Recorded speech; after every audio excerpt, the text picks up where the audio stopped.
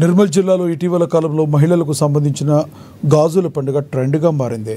అయితే మహిళలకు సైతం తాము తీసిపోమంటూ పురుషులు కండువా పండుగ అంగరంగ వైభవంగా జరుపుకుంటున్నారు.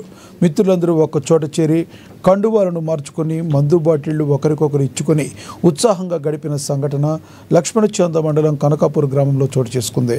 వివరాల్లోకి వెళితే కనకాపూర్ మిత్ర బృందం ఆధ్వర్యంలో మిత్రులందరూ ఒకే చోట చేరి కండువాలు మార్చుకునే కార్యక్రమాన్ని ఏర్పాటు చేశారు.